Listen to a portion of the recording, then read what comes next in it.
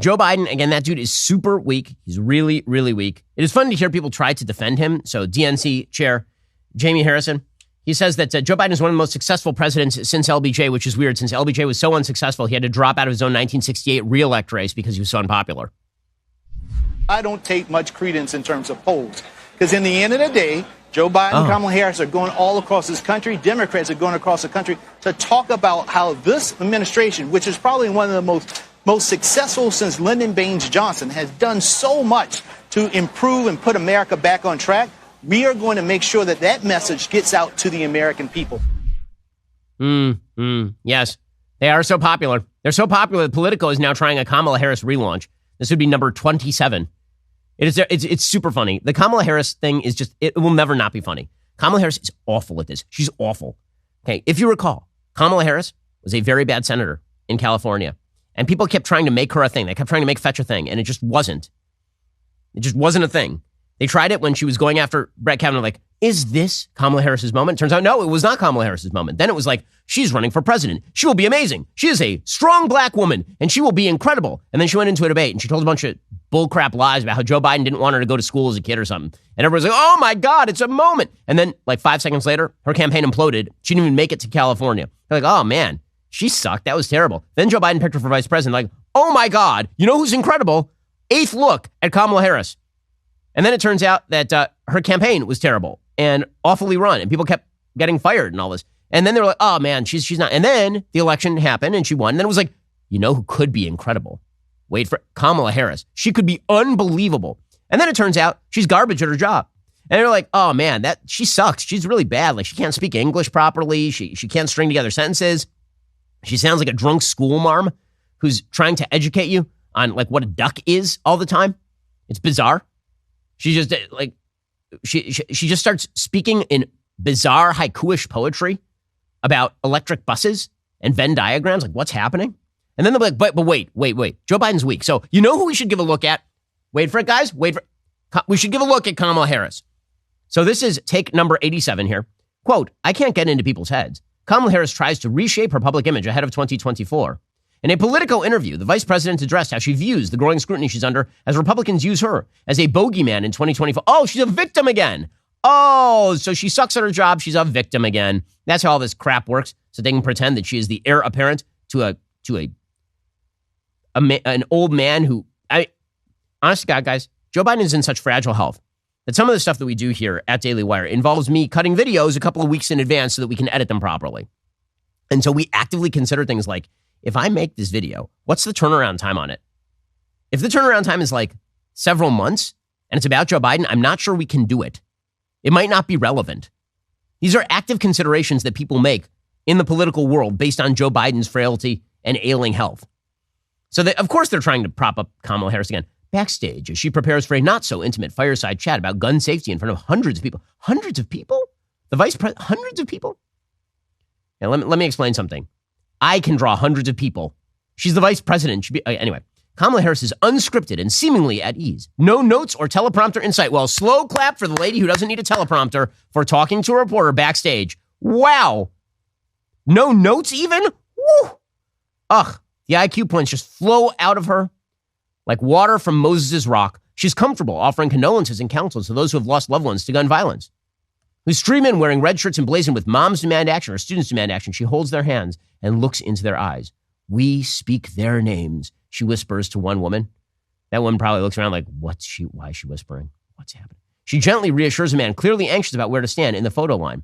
All eyes are on her. But that's been true of Harris for a while now, and the view has not often been kind. Yes, she is a victim. She is a victim of the fact that she is such a dramatic failure throughout her entire political career that she keeps failing up. If she keeps being as bad at her job now as she has been throughout her career, eventually she'll become empress. She just, every time she fails, they're like, you know what if we give her a higher slot? Maybe she'll be better. She's like the Michael Knowles of politics. It's like the worse she does at her job, the more we're like, what if we just promote her more? Her tenure as Joe Biden's number 2 has not been known for relaxed and warm moments like those in Chicago. Instead, Harris's term has largely been marked by stilted performances at public events, at odds with the uninhibited interrogator she was known as in the Senate. They've fueled whispers about whether she'll be a drag on the re-elect ticket as 2024 heats up. Now her political future and quite possibly the success of the Democratic ticket hinges on a simple question. Is it possible for Kamala Harris to make a second impression? Do you by second, do you mean 2000th impression? For Harris, it's a question that fundamentally misunderstands the point. In her mind, she's the same person she was when the prevailing narrative of her was that of a star prosecutor, a Senate political talent, even the future of the Democratic Party. You could have followed me around in Iowa ahead of 2020, Harris said. You would have seen the same thing 4 years ago. It's always who I've been. I can't get into other people's heads about why they characterize things as being one way or another. It's not as though I've just found myself. I've always been here. I never went away. And then the entire article is about how that's not true and how really it's others around her who have failed the great leader. But really, she's actually empathetic and sympathetic and wondrous. Guys, if this is the best you got, you better pray that Republicans jog Democratic turnout because Kamala Harris is a disaster area. We have a dog. His name is Happy. And Happy is a very cute Havanese dog. Very sweet to my kids. Also, it turns out he's a protector of the virtuous. So the other day, Happy woke me up at like 6:20 and he was barking. I was like, what the hell? Why is this dog waking me up at 6:20 and barking? And it turns out that he was staring out our back window and he saw an entire road gang of raccoons in the backyard. They're all tatted up, wearing leather jackets, ready to go. And Happy was like, I will take all of them. I will take all 4 of these giant Florida raccoons. Well, that is our Happy. And Happy must be protected, which is why we use Rough Greens for him. Rough Greens boosts Happy's food back to life. It can do the same for your dog as well. You don't have to go out and buy new dog food. You just sprinkle some Rough Greens on their food every single day. It contains the necessary vitamins and minerals your dog is not getting from their regular dog food. Rough Greens is the only supplement your dog will ask for by name. Rough Greens. Get it? It's a pun. Naturopathic Dr. Dennis Black, founder of Rough Greens. He's so confident this product will improve your dog's health. He's offering my listeners a free Jumpstart trial bag. Go to roughgreens.com/Ben. Let Rough Greens bring your dog's food back to life. That's ruffgreens.com/Ben today. Or call 833-MY-DOG-33. That's 833-MY-DOG-33. We have some great employees here at the Ben Shapiro Show. One of those employees is Adam. Adam is the editor on the show. He does all the clips. He makes sure that everything sounds great in terms of like being put together exactly right. And I've been informed by my staff that Adam makes virtually no mistakes. Like Adam is as perfect can be, which means his job is in danger. Because, as I said earlier on the show, we here try to be diverse. Adam is a white guy who is really, really good at his job. He doesn't make mistakes, and he is not a former felon, unlike Savvy. And Adam, this means that if we are looking for, a diverse hiring base, we need to check out ZipRecruiter. ZipRecruiter is a hiring partner focused on you and your needs. ZipRecruiter knows how tough it is. They figured out solutions for the problems you're facing. See for yourself right now. You can try them for free at ZipRecruiter.com/dailywire. To reach more of the right people, ZipRecruiter will post your job to 100 plus job sites. Team up with ZipRecruiter, a hiring partner who understands what you need. 4 out of 5 employers who post on ZipRecruiter get a quality candidate wandidate day one. Just head on over to this exclusive web address. Try ZipRecruiter for free at ZipRecruiter.com/dailywire. Again, that is ZipRecruiter.com/DAILYWIRE. ZipRecruiter, the smartest way to hire and also to threaten all of your fellow employees. It's not as though we had actually our other employees unionize against Adam and have me say all of that. Hey, when I say that Joe Biden is being a bad president, I mean, he's really a quite terrible president. So the migrant crisis continues to mount.